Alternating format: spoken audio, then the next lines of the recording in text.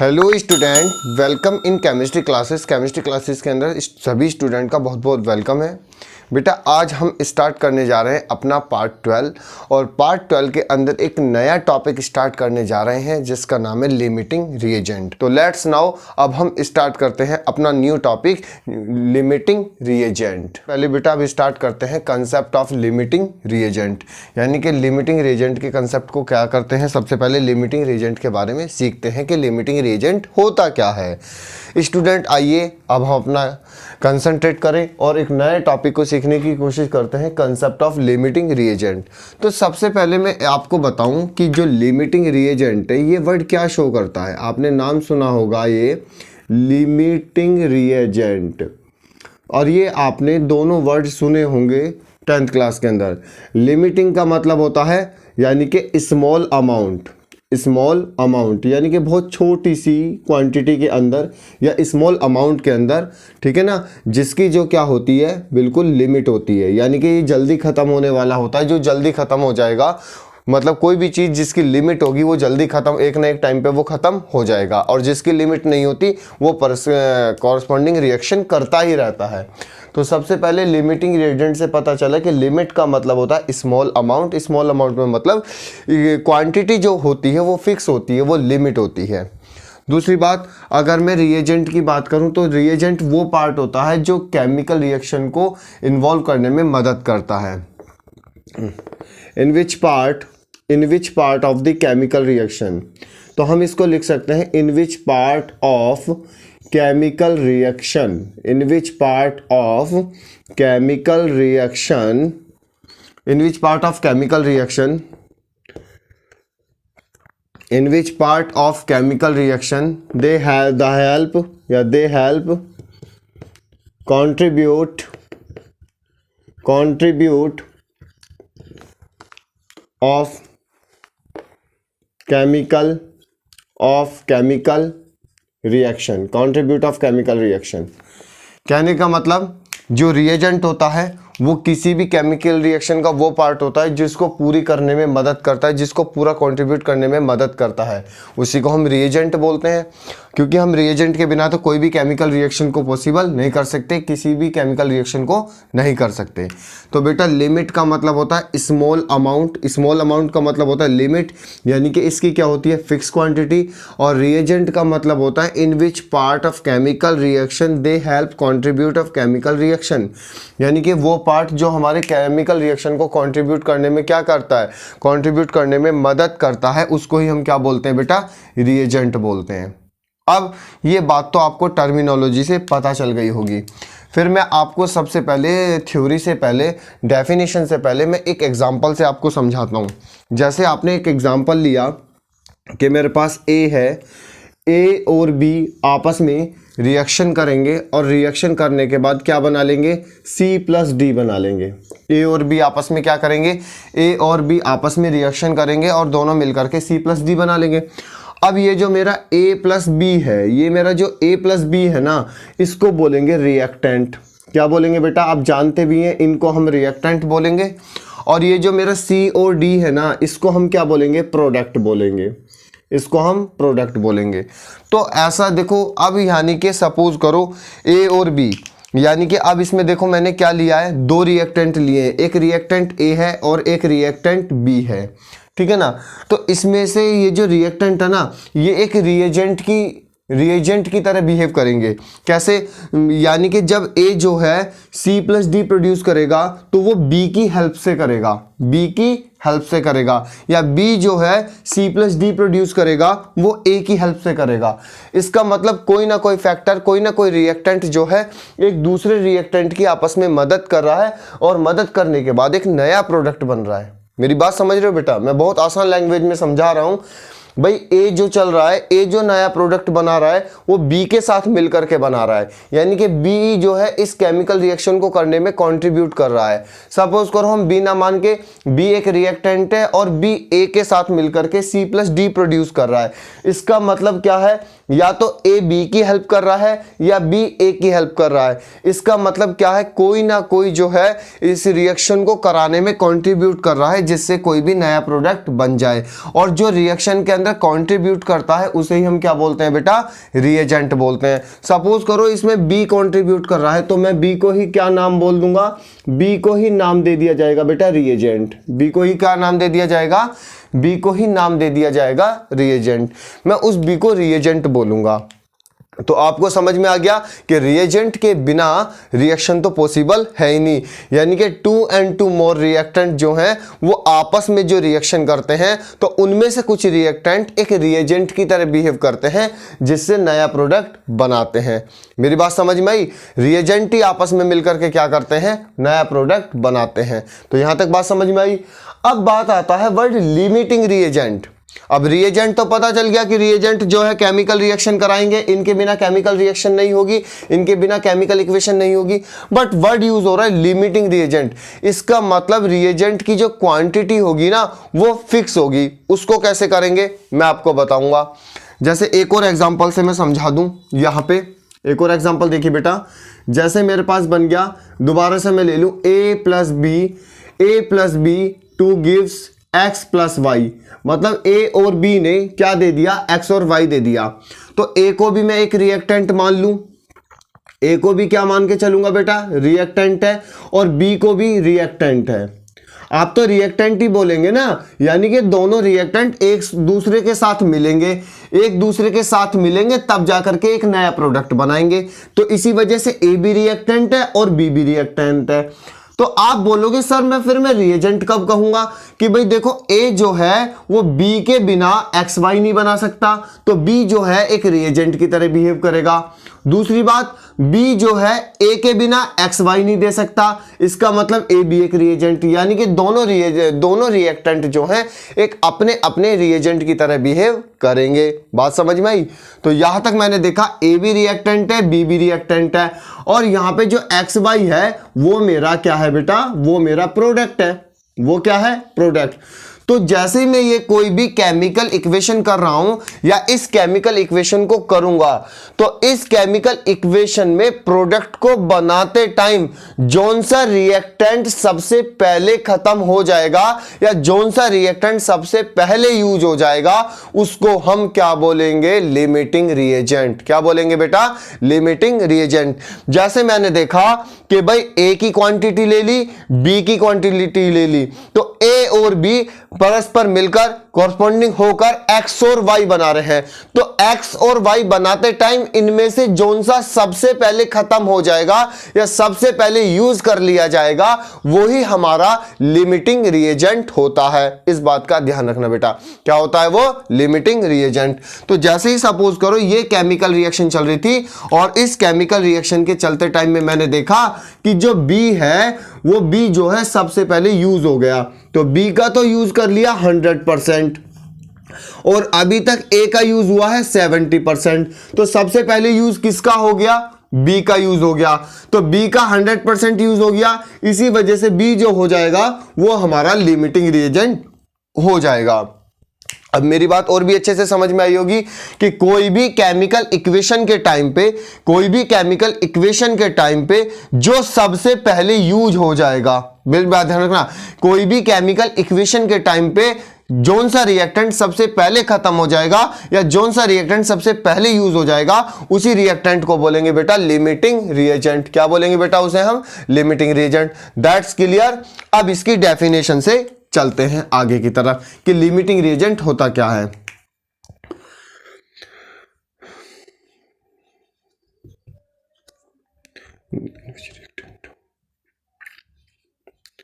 In which reactant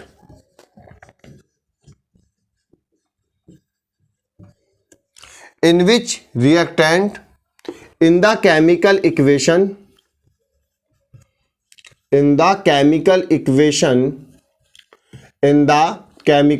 थोड़ा सा देखना, in which reactant in the chemical equation are completely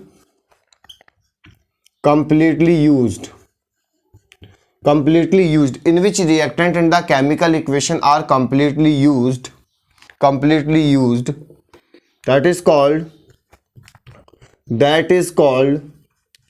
limiting reagent, that is called limiting reagent। उसे ही हम क्या बोलेंगे बेटा, उसको ही हम लिमिटिंग रिएजेंट बोलते हैं। जो सबसे पहले खर्च हो जाएगा वो देखिए उसे ही हम क्या बोलेंगे, लिमिटिंग रिएजेंट। तो डेफिनेशन तो बहुत अच्छे से समझ में आएगी कि इन विच रिएक्टेंट, इनमें से वो रिएक्टेंट जो कि केमिकल इक्वेशंस में सबसे पहले यूज हो जाएगा उसको हम लिमिटिंग रिएजेंट बोलते हैं बेटा। क्या बोलते हैं उसको, लिमिटिंग रिएजेंट। अब आपको मैं इक्वेशन समझाता हूं कैसे।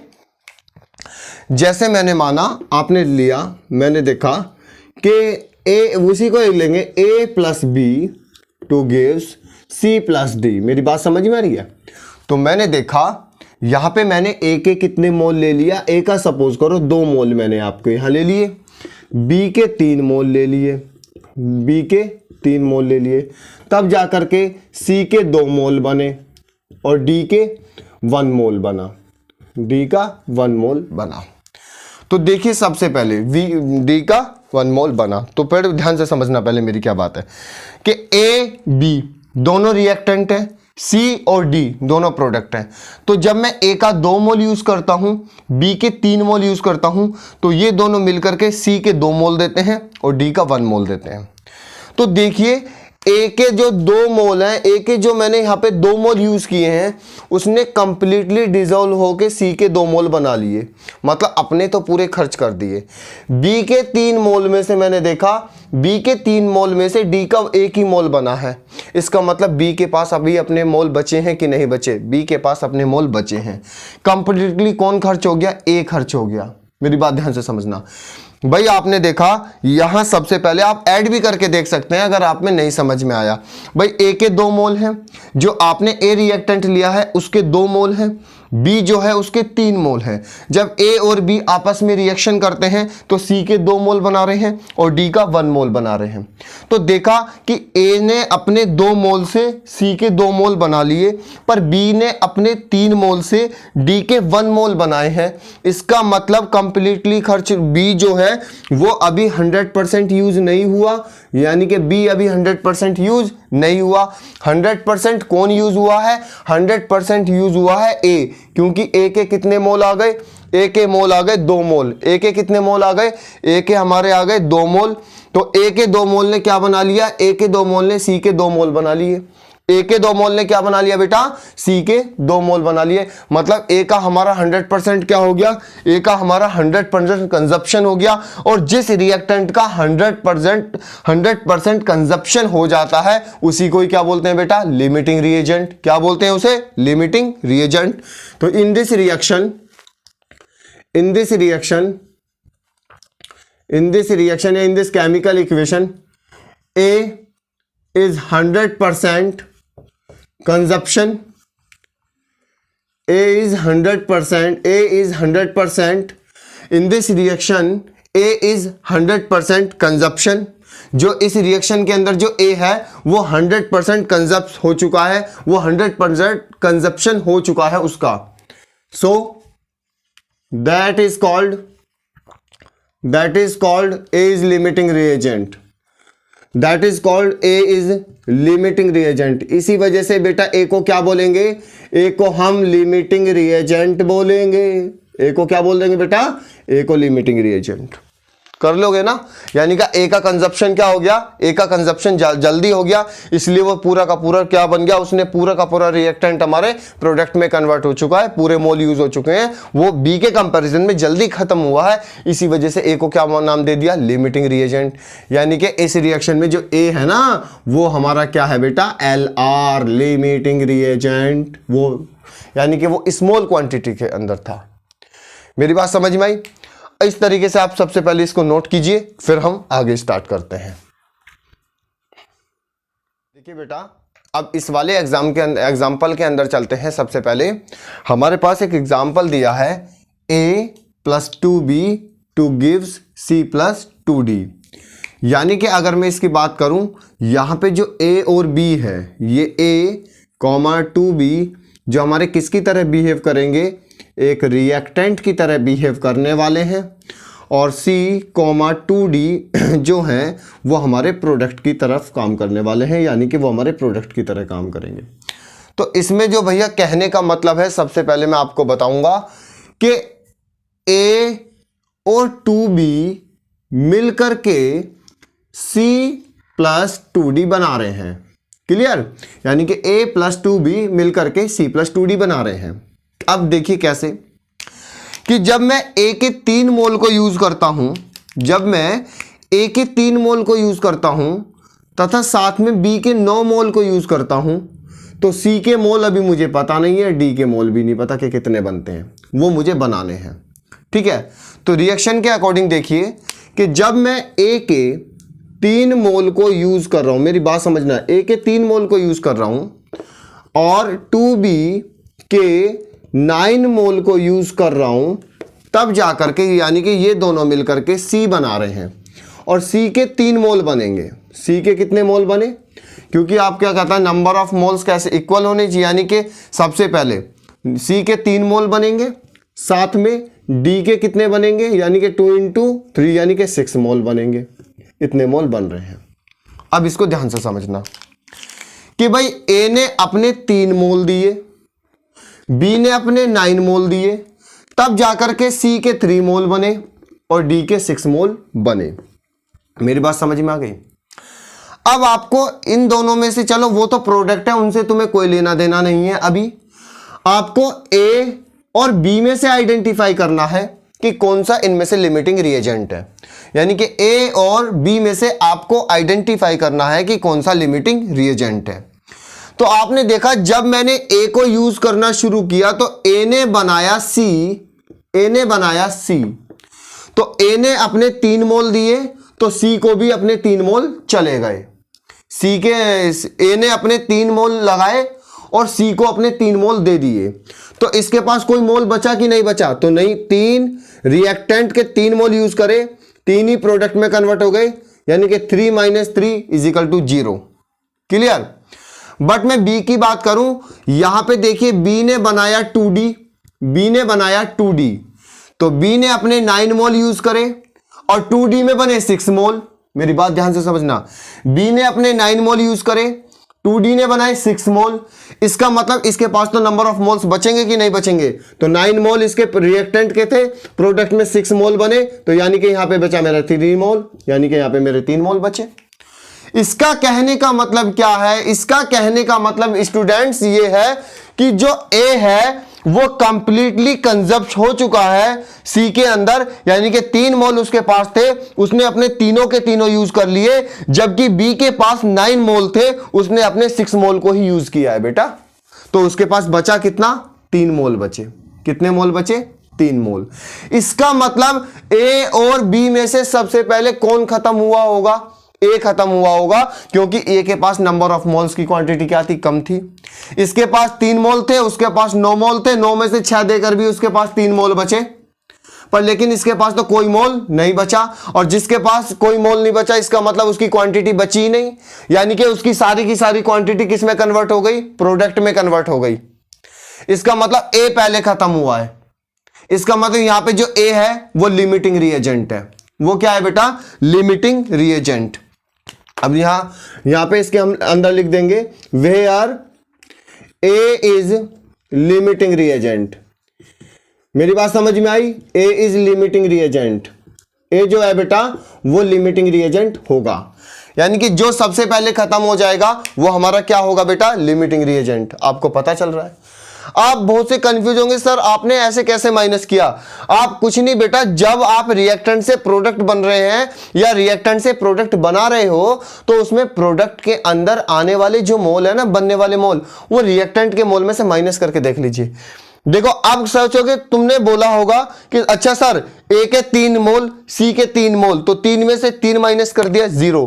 अच्छा B के 9 मोल, D के 6 मोल, इसका मतलब क्या हो गया सर? यहां पे देखा 9 में से 6 गया 3 मोल। पर लेकिन एक डाउट तो अब भी होगा आपके पास, क्या? कि सर आपने A से C ही क्यों बनाया, A से D क्यों नहीं बनाया, या B ने C क्यों नहीं बनाया, B ने D ही क्यों बनाया? ये सबसे बड़ी प्रॉब्लम है। ये डिपेंड करती है बेटा, ये डिपेंड करती है स्टिक्योमेट्रिक कोएफिशिएंट। किस पे डिपेंड करती है? स्टिक्योमेट्रिक कोएफिशिएंट पे। देखो A के सामने 1 है, तो सी के सामने भी 1 है, मतलब ए ने सी को बनाया होगा। जिनके स्टोइकियोमेट्रिक कोएफिशिएंट सेम होते हैं वो उसी प्रोडक्ट को यहां पे बनाता है। इस ए के सामने 1 है, सी के सामने 1 है, मतलब ए ने सी को बनाया होगा। बी के सामने 2 है, सी डी के सामने 2 है, इसका मतलब बी ने डी को बनाया होगा। तो इसलिए मैंने उनके साथ वही मोल इन्वॉल्व किए हैं जिसने जो बनाया है। जिसके रिएक्टेंट एंड प्रोडक्ट में जिसके कोएफिशिएंट या जिसके स्टोइकियोमेट्रिक कोएफिशिएंट सेम होते हैं वो उसी प्रोडक्ट का फॉर्मेशन करता है या उसी प्रोडक्ट को बनाने में वो इन्वॉल्व होता है। अगर ये भी बात आपको समझ में नहीं आ रही, ये भी बात समझ में नहीं आ रही कि हम कैसे आइडेंटिफाई करेंगे कि लिमिटिंग रिएजेंट कौन है, उसके बाद हम एक शॉर्ट ट्रिक यूज करते हैं, ठीक है ना। उसके बाद हम क्या करेंगे बेटा, एक शॉर्ट ट्रिक यूज करेंगे। वैसे तो इसमें आइडेंटिफाई हो गया कि ए इज लिमिटिंग रिएजेंट, ए के पास अपना कोई भी मोल नहीं बचा, सारे मोल 0। That's clear. अब हम इसकी एक शॉर्ट ट्रिक यूज करने वाले हैं। कैसे? सबसे पहले यहां पे आ गया आपका शॉर्ट ट्रिक। तो शॉर्ट ट्रिक में करके देखें यहां पे कि शॉर्ट ट्रिक होती क्या है, शॉर्ट ट्रिक कहती क्या है। शॉर्ट ट्रिक के अंदर कुछ नहीं होता, लिमिटिंग रिएजेंट निकालने का फॉर्मूला होता है। कैसे? मैंने मान लिया कि let the limiting reagent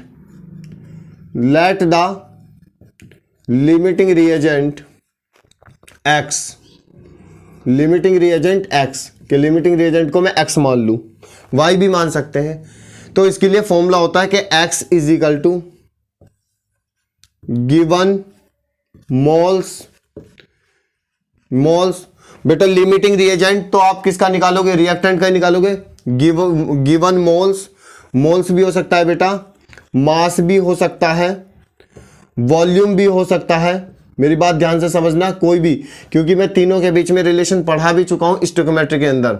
given moles भी हो सकते हैं, मास भी हो सकते हैं, वॉल्यूम भी हो सकते हैं। किसके बेटा? रिएक्टेंट के, ना कि मेरे और ना ही प्रोडक्ट के, हम दोनों अलग हैं।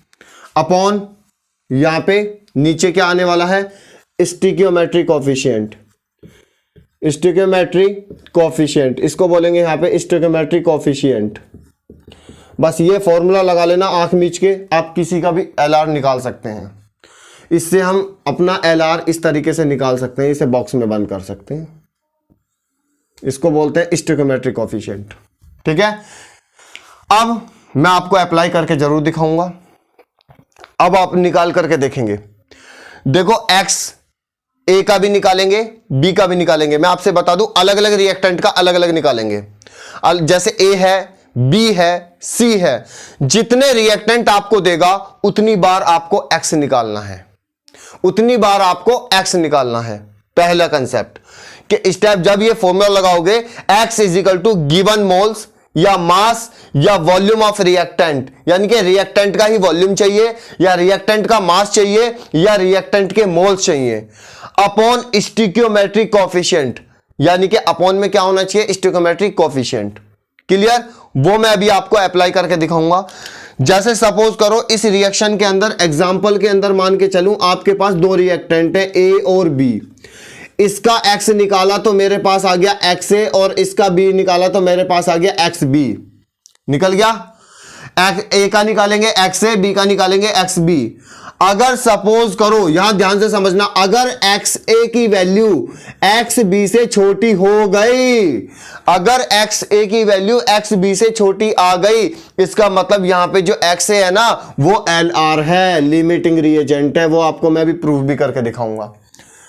यानी कि जिसकी वैल्यू कम आ जाएगी, जिसके एक्स की वैल्यू कम आ जाएगी, वही आपका क्या होगा, लिमिटिंग रिएजेंट होगा। अगर सपोज करो आप करते करते कैलकुलेशन आपने देखा जो एक्स बी है वो एक्स ए से ज्यादा आ गई, एक्स बी एक्स ए से ज्यादा आ जाएगी। जब एक्स बी एक्स ए से ज्यादा आ जाएगी तो एक्स बी यानी कि जो हमारा एक्स बी है वो एक्स ए से ज्यादा आ जाएगी, इसलिए एक्स बी जो है वो हमारा क्या है, एक लिमिटिंग रिएजेंट है बेटा। क्या है वो, लिमिटिंग रिएजेंट। यानी कि अगर XA की वैल्यू XB से कम आ जाती है तो वो हमारा लिमिटिंग रिएजेंट होता है। अगर XB की वैल्यू XA से कम आ जाती है तो वो लिमिटिंग रिएजेंट हो जाता है। मतलब जिसकी वैल्यू कम हो जाती है वो हमारा लिमिटिंग रिएजेंट हो जाता है। दैट्स क्लियर, आप इसको नोट कीजिएगा बेटा।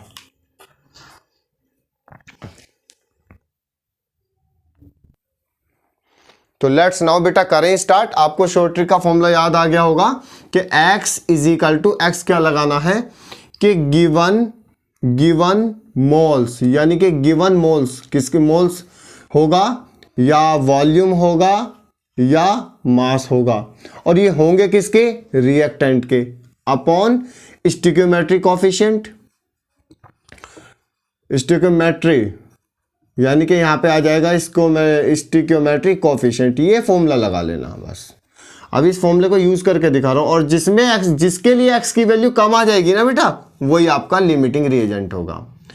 हम आपको पहले वाले फॉर्मूले में, इसके पहले वाले एग्जांपल में अप्लाई करके दिखाता हूं। एग्जांपल अभी आपने देखा था a plus B 2 gives c plus d, clear.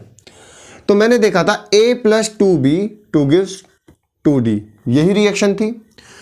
a के यूज हो रहे थे 3 मोल, a के यूज हो रहे थे 3 मोल, b के यूज हो रहे थे 9 मोल, b के यूज हो रहे थे 9 मोल, और c के यूज हो रहे थे कितने, c के यूज हो गए थे 3 मोल बने थे, और 2d के जो बने हैं वो 6 मोल बने हैं। That's clear.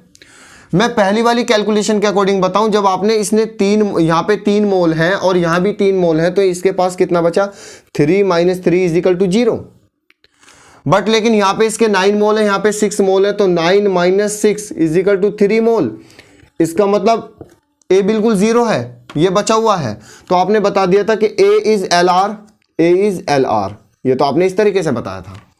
अब हम बताते हैं फॉर्मूले के अकॉर्डिंग। किसके अकॉर्डिंग, फॉर्मूले के अकॉर्डिंग। आप देखिए सबसे पहले जो मैं आपको बताऊं, आप a के लिए निकालने की, देखो बेटा x जो है कभी भी प्रोडक्ट के लिए नहीं निकाला जाएगा, x हमेशा रिएक्टेंट के लिए निकाला जाएगा, a और b।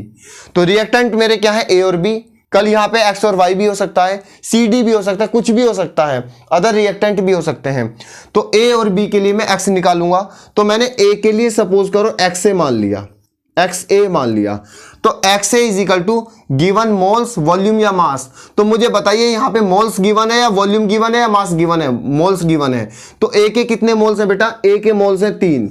अच्छा, स्टोइकियोमेट्रिक कोफिशिएंट, तो मैं खासकर बता दूं, आप जब कोई भी केमिकल इक्वेशन करते हैं और उसके बैलेंस करने के सामने जो नंबर्स लिखते हैं वो क्या होता है आपका स्टोइकियोमेट्रिक कोफिशिएंट। ए का स्टोइकियोमेट्रिक कोफिशिएंट 1, बी का कितना है 2, सी के पास कुछ नहीं है तो सी के पास 1, मिनिमम वैल्यू 0 तो हो ही नहीं सकता, डी के पास 2, इनकी कोई मतलब नहीं है। यहां देखिए ए का स्टोइकियोमेट्रिक कोफिशिएंट कितना है, ए का स्टोइकियोमेट्रिक कोफिशिएंट है 1, तो यहां डिवाइड कर दूंगा तो कितना आ जाएगा, 3 1 जा 3, यानी कि XA की वैल्यू कितनी आ गई बेटा, XA की वैल्यू आ गई 3।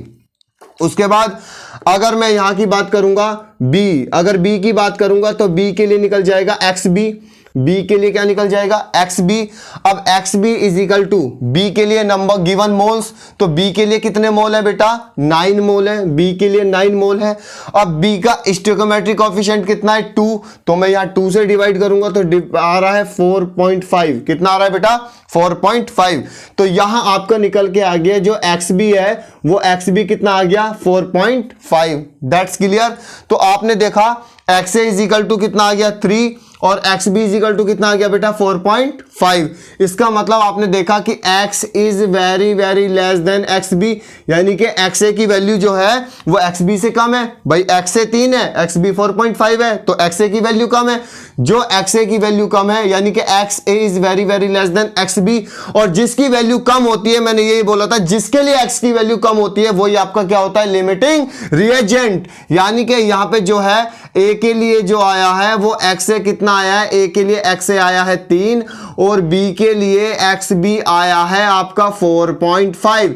इसका मतलब A की वैल्यू कम है तो इट इज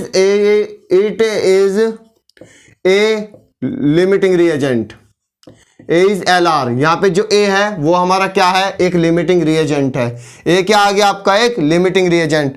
जब मैंने नॉर्मल कैलकुलेशन से किया था तब भी मेरा एक लिमिटिंग रिएजेंट था, जब मैंने शॉर्ट ट्रिक से भी कैलकुलेट करके बताया तो भी आपका वो एक ए ही लिमिटिंग रिएजेंट है। तो आपको ये वाली ट्रिक पता है, कितना आसान लगा। मोल आपको गिवन है, कोफिशिएंट आपको पता है, सीधा वैल्यू निकालो और पता करो इनमें से कौन सा लिमिटिंग रिएजेंट है। दैट्स क्लियर, इसको नोट कीजिएगा बेटा फटाफट।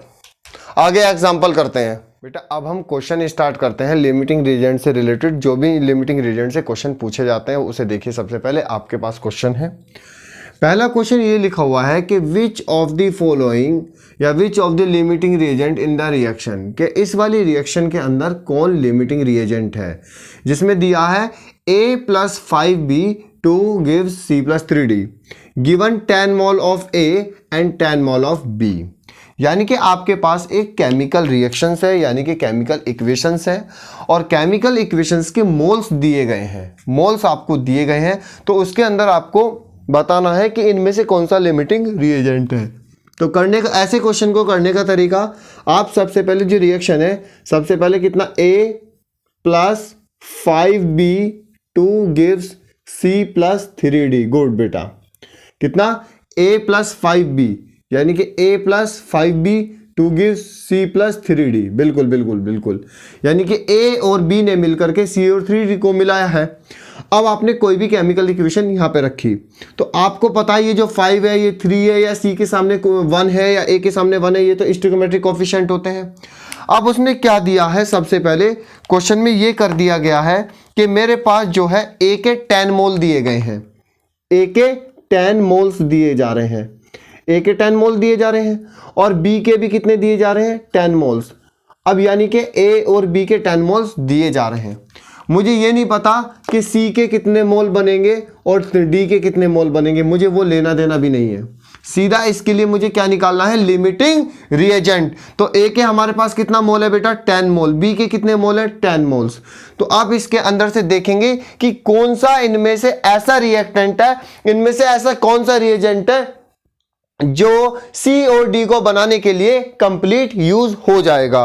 तो उसके लिए बेटा आप क्या करोगे, उसके लिए आप सीधा फॉर्मूला लगा दोगे X वाला। X वाला फॉर्मूला क्या लगा दोगे, तो X = number of moles. X = कितना आ गया बेटा, X = नंबर ऑफ मोल्स हो गया, या नंबर ऑफ मोल्स के बाद वॉल्यूम हो जाएगा, नंबर ऑफ मोल्स के बाद वॉल्यूम हो जाएगा, या वॉल्यूम के बाद इसकी जगह मास हो जाएगा। क्लियर, अपॉन यहाँ पे क्या आने वाला है बेटा, यहाँ पे आने वाला है इसके अंदर कौन, यहाँ पे stoichiometric coefficient SC, stoichiometric coefficient. तो मैं A के लिए निकालना चाहता हूं, तो A के लिए ले लेता हूं XA। तो XA के लिए नंबर ऑफ मोल्स कितने हैं, 10, और स्टोइकोमेट्रिक कोफिशिएंट कितना है बेटा, A के सामने तो 1 ही आ जाएगा जब कोई वैल्यू नहीं है, तो यहाँ पे कितना आ गया, 10। यानी कि XA की वैल्यू कितना आ गई, XA की वैल्यू आपकी आ गई 10। क्लियर, यानी कि XA की वैल्यू तो आप 10 ला चुके हैं। अगर मैं XB की बात करूं, यहाँ पे अगर मैं XB की बात करूं, तो XB निकालने के लिए क्या करोगे, XB निकालने के लिए बात करोगे नंबर ऑफ मोल्स या वॉल्यूम या मास, बिल्कुल यही फॉर्मूला लगाओगे। तो अभी मेरे पास मोल्स दिए हैं तो सिर्फ मैं मोल्स ही लगा रहा हूं। कभी स्टूडेंट कभी सोचे कि सर ने यहाँ पे मोल्स क्यों लिखा, वॉल्यूम होता वॉल्यूम भी लगा देता, मास होता तो मास भी लगा देता, बट लेकिन यहाँ पे तो क्वेश्चन में हमें मोल्स की बात करी है, इसी वजह से मैं मोल्स का यूज कर रहा हूं। तो XB = number of moles upon stoichiometric coefficient, then XB = number of moles कितना है बेटा, नंबर ऑफ मोल्स इसके अंदर 10 मोल्स यूज किए गए हैं, और स्टोइकोमेट्रिक कोफिशिएंट कितना है इसका, स्टोइकोमेट्रिक कोफिशिएंट कितना है, 5। कितना भाई, 5, यानी कि कितना, XB की वैल्यू कितनी आ गई, 2 आ गई, यानी कि XB की वैल्यू कितनी आ गई, 2 आ चुकी है। इसका कहने का मतलब है जो हमारा XB है उसकी वैल्यू XA के कंपैरिजन में बहुत कम है। देखो XA की वैल्यू बेटा कितना है, 10, XB की वैल्यू कितना है, 2, यानी कि 10 के कंपैरिजन में 2 तो बहुत छोटा है, यानी कि XB is very very less than XA। इसका मतलब XB की जो क्वांटिटी है वो बहुत कम है, और जो जिसकी क्वांटिटी सबसे कम है वो सबसे जल्दी क्या हो जाएगा, प्रोडक्ट में कन्वर्ट हो जाएगा, यानी वो कंप्लीट यूज हो जाएगा प्रोडक्ट को बनाने के लिए। किसके कंपैरिजन में, A के कंपैरिजन में। तो यहाँ पे जो B है वो हमारा क्या हो जाएगा बेटा, एक लिमिटिंग रिएजेंट, यानी कि हम इसको लिख सकते हैं B is limiting reagent, B is LR, B जो है एक लिमिटिंग रिएजेंट है। That's clear. यहां तक समझ में आ गया होगा। यहां तक समझ, बहुत आसान है बेटा। देखो क्या आप कंफ्यूज हो रहे थे कि लिमिटिंग रीजेंट कैसे निकालेंगे, मोल कॉन्सेप्ट में क्या होता है, स्टोइकियोमेट्री ये चीज होती है। कितना स्टोइकियोमेट्री को वो ट्रिक मत भूल जाना जो तीनों सीक्वेंस में लगाई है। उसके बाद जब तीनों सीक्वेंस आप सॉल्व कर लोगे तब आपको मोल्स उठाने हैं उसमें से, जिसमें से क्वेश्चन में दिया जाएगा, उससे कंपैरिजन करके आप निकाल सकते हैं। अब देखो स्टोइकियोमेट्री को समझाया, लिमिटिंग रिएजेंट को समझाया कि इसमें क्या होता है, क्या लिमिटिंग रिएजेंट होता है, किसको बोलते हैं, कैसे निकालते हैं। लास्ट में एक शॉर्ट ट्रिक कितना फॉर्मूला काम आया कि limiting reagent is equal to number of moles volume mass upon stoichiometry coefficient. Reaction के सामने सारे वाले कोएफिशिएंट को क्या बोलते हो, क्या बोलते हो बेटा, स्टोइकियोमेट्री कोएफिशिएंट। That clear. अब आ जाइए सबसे पहले यहां पे, अब हमारे पास एक रिएक्शन दे रखी है। रिएक्शन क्या दे रखा है बेटा कि hydrogen gas plus half mole of O2 gas मिलकर के वाटर वेपर बना रहे हैं। बेटा मैं वाटर वेपर बना रहा हूं इसलिए यहां पे गैस लिख रहा हूं। बहुत से बच्चे अभी कह देंगे सर आपने यहां तो लिक्विड लिखना चाहिए था, मैंने यहां पे लिख दिया है वाटर वेपर। वाटर वेपर तो गैसेस फॉर्म में ही होता है ना बेटा, इसलिए मैंने H2O का भी वो गैस लिखा है। मतलब hydrogen gas plus oxygen gas मिलकर के क्या बना रही है, वाटर वेपर। तो आपको क्या बताना है इसके अंदर, H2O का वॉल्यूम बताना है कि H2O का कितना वॉल्यूम यूज होगा। इसके अंदर हमें बताना है कि H2O का कितना वॉल्यूम यूज होगा। तो आप वॉल्यूम को यूज करने के लिए सबसे पहले इसमें आप कुछ मत कीजिए, वॉल्यूम को यूज करने के लिए पहले आप मोल्स निकालिए बेटा। क्या निकालिए, मोल्स निकालने की कोशिश कीजिए। आप मोल निकाल लेंगे, मोल से वॉल्यूम आ जाएगा, थोड़ा सा कंसेप्ट लगेगा। और मोल्स के साथ साथ मैं इसमें लिमिटिंग रिएजेंट भी बताऊंगा। तो देखिए सबसे पहले मैं आपको फर्दर उठाता हूं हाइड्रोजन गैस। हाइड्रोजन गैस, क्या हाइड्रोजन गैस के सामने कोई वैल्यू दे रखी है, नहीं दे रखी, इसलिए क्या मैं इसके सामने 1 लगा सकता हूं, 1 लगा सकता हूं। इसका मतलब हाइड्रोजन गैस का स्टोइकियोमेट्री कोएफिशिएंट कितना है, 1। तो सबसे पहले मैं मोल निकालने की कोशिश करूंगा हाइड्रोजन गैस के। तो हाइड्रोजन गैस के मोल्स निकालने की कोशिश करूंगा तो मोल्स इज इक्वल टू कितना होता है, wait in gram upon molecular wait. मैं तो बचपन से जानता हूं, गुड बेटा। तो यानी कि नंबर ऑफ मोल्स, बेटा वेट कितना है, वेट दिया है 4 ग्राम और हाइड्रोजन के एक मॉलिक्यूल का वेट होता है 2, यानी कि हाइड्रोजन के बेटा कितने मोल्स आ जाएंगे, हाइड्रोजन के मोल्स आ जाएंगे 2। अरे बहुत होशियार हो गए आप तो। यानी कि मोल्स कितने आ गए बेटा हाइड्रोजन के, 2। उसके बाद अब मैं किसके मोल निकालने की कोशिश करूंगा, ऑक्सीजन के मोल निकालने की करूंगा, यानी कि मोल ऑफ ऑक्सीजन गैस। तो ऑक्सीजन गैस के जो मोल्स निकालने की कोशिश करेंगे तो मोल्स इज इक्वल टू यहां भी क्या लगा देंगे हम, वेट इन ग्राम अपॉन बेटा क्या लगा देंगे, मॉलिक्यूलर वेट। यानी कि moles is equal to weight in gram, moles is equal to weight in gram upon molecular weight. तो बेटा वेट इन ग्राम, अब वेट कितना है, वेट तो मुझे दिया है कितना, 32 ग्राम। अरे 32 दे दिया बेटा, और ऑक्सीजन का मॉलिक्यूलर वेट होता भी 32 ही है, यानी कि 32 है। कह दो कि सर कभी हिंदी कभी इंग्लिश, बेटा ऐसा ही होना चाहिए, सब बच्चों को समझ में आना चाहिए। ऑक्सीजन के अंदर कितने मोल आ गए, ऑक्सीजन के अंदर मोल आ गए 1। तो यानी कि हाइड्रोजन के मोल भी पता लग गए और ऑक्सीजन के मोल्स भी पता लग गए। यहां तक बात सारी क्लियर। इसे रफ कर दूं बेटा या उधर ही सॉल्व कर दूं, तो चलो थोड़ा सा उधर ही करते हैं फिर इधर सॉल्व कर देंगे। यानी कि ऑक्सीजन के मोल भी पता लग गए और हाइड्रोजन के मोल भी पता लग गए। क्या मैं इनसे अब लिमिटिंग रिएजेंट निकाल सकता हूं, बिल्कुल। मैं लिमिटिंग रिएजेंट हाइड्रोजन को जो मान लेता हूं, इसको मैंने मान लेता हूं XH। क्या मान लेता हूं, XH।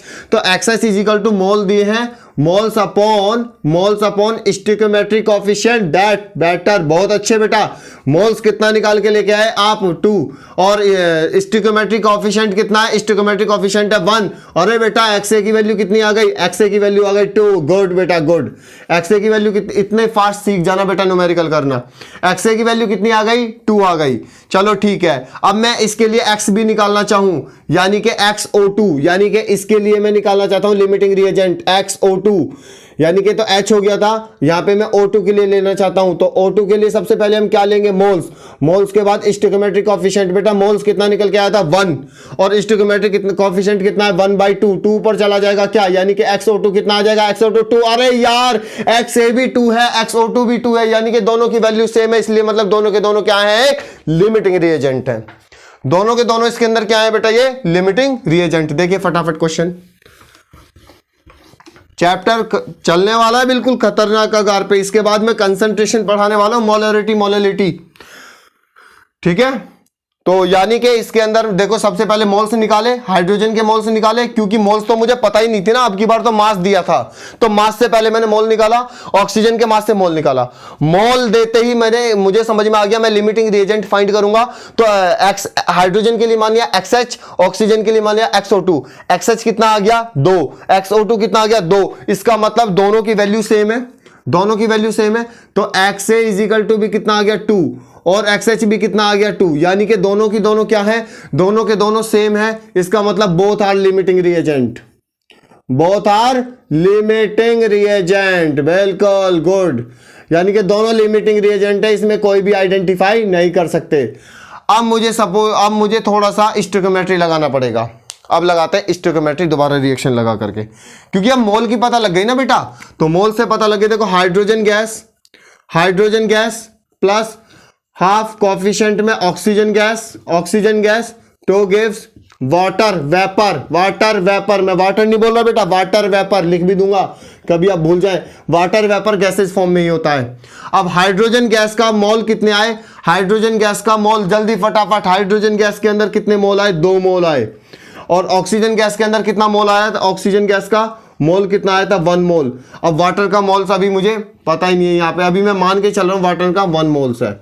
वॉल्यूम की बात करूंगा तो यानी कि 2 मोल का वॉल्यूम कितना होगा, 2 मोल का वॉल्यूम होगा 22.4, 1 मोल का वॉल्यूम कितना होगा, 1 मोल का वॉल्यूम होगा 1 × 22.4 और 1 मोल का वॉल्यूम कितना होगा 22.4, यानी कि मोल्स पता लग गया। इस तरह से करने के बाद आप वाटर का वॉल्यूम निकालना है, तो वाटर का वॉल्यूम निकालने के लिए आप number of moles is equal to volume in litre upon 22.4। अब तुम सोचोगे कि सर इसमें से हम क्या लेंगे, वाटर का मोल देखिए, वाटर का मोल कितना है बेटा 1, वाटर का मोल कितना है 1, तो मोल की जगह रखेंगे 1, वॉल्यूम ऑफ इट आपको निकालना है, कितना आ गया 22.4। और देखो मैंने ये दूसरे तरीके से निकालने की कोशिश कर रहा हूं, वैसे तो आंसर आपका यही आ चुका है, ठीक है। तो मैंने अगर मैं वॉल्यूम ऑफ लीटर निकालूंगा तो वॉल्यूम ऑफ लीटर इज 1 × 22.4, इसका मतलब volume of litre is equal to कितना आ गया 22.4 लीटर। अरे यही सामने दिख रहा है क्या, यानी कि 1 मोल का वाटर का वॉल्यूम कितना होगा 22.4 लीटर, दैट्स क्लियर। यानी कि हम इसको स्टोइकियोमेट्री से भी कर सकते हैं और नॉर्मलाइज भी कर सकते हैं। जैसे जब मैंने आपको पता है मोल लिमिटिंग रिएजेंट पता लग गया, इसका मतलब दोनों के दोनों लिमिटिंग रिएजेंट है, दोनों के दोनों एक साथ खत्म हो जाएंगे किसी भी वाटर के वेपर को बनाने के लिए। तो मैंने स्टोइकियोमेट्री लगाया कि हाइड्रोजन के 2 मोल, ऑक्सीजन का 1 मोल मिलकर के वाटर का 1 मोल बना लेता है। तो हाइड्रोजन के 2 मोल यानी कि 2 × 22.4, ऑक्सीजन का 1 मोल यानी कि 22.4 लीटर मिलकर के 1 मोल वाटर बनाता है, यानी कि 1 मोल वाटर। और तो आप जानते हैं 1 मोल वाटर का वॉल्यूम कितना होता है 22.4 लीटर, यानी कि वाटर वेपर का वॉल्यूम कितना होगा 22.4 लीटर। नहीं भी समझ में आता सीधा फॉर्मूला लगा दीजिए कि number of moles is equal to volume in litre upon 22.4। Volume of litre आपको फाइंड करना है, तो volume of litre is equal to number of moles into 22.4, तो 1 × 22.4 is equal to volume of litre कितना आ गया 22.4 लीटर, यानी कि इस वाटर वेपर का जो वॉल्यूम होगा वो 22.4 लीटर होगा। कुछ बेटा लिमिटिंग रिएजेंट की बात समझ में आई, लिमिटिंग रिएजेंट की बात बहुत अच्छे से समझ में आ गई है। और आज की जो है क्लास के अंदर आपका ये टॉपिक पूरा अच्छे से कंप्लीट हो चुका है कि लिमिटिंग रिएजेंट होता क्या है। इसको जो नेक्स्ट टर्म के अंदर मैं आपको कंसंट्रेशन टर्म पढ़ाऊंगा। कंसंट्रेशन के टर्म के अंदर मैं आपको बता दूं molarity, number 2 normality, number 3 molarity, number 4 concentration in ppm। ppm का मतलब होता है पार्ट्स पर मिलियन। मतलब ये सारी टर्मिनोलॉजी पढ़ाऊंगा और टर्मिनोलॉजी को पढ़ाते टाइम में आपको थोड़े से मैं लिमिटिंग रिएजेंट और स्टोइकियोमेट्री के कंसेप्ट को क्या करूंगा मिक्स करूंगा। अब इन दोनों के कंसेप्ट को मिक्स करके हम क्वेश्चन को सॉल्व करेंगे और बाकी के क्वेश्चन के लिंक आपके डिस्क्रिप्शन में दी पहुंचेंगी। क्लियर। थैंक यू बेटा आज की क्लास के लिए। आई होप आज की ट्रिक आपको समझ में आई होगी, आज की क्लास समझ में आई होगी। मैं बेटा ज्यादा लंबी क्लास इसलिए नहीं कर रहा क्योंकि आप अभी 11th क्लास में हैं, आपको बर्डन ना लगे। आप कम से कम बस 35 मिनट सफिशिएंट, 35 मिनट जो होती हैं वो सफिशिएंट होती हैं एक दिन को केमिस्ट्री पढ़ने के लिए। आप स्कूल का देखिए, उसके बाद आपके इस क्लासेस को देखिए, नोट्स बहिए और उसके बाद याद कीजिएगा। और जो भी डाउट हो वो मुझे कमेंट बॉक्स में बताइए। आई होप आज को जितनी भी सारी क्लास हैं ये आपको समझ में आई होंगी, क्वेश्चन के कंसेप्ट भी अच्छे लगे होंगे। ठीक है, थैंक यू बेटा, ऑल द बेस्ट।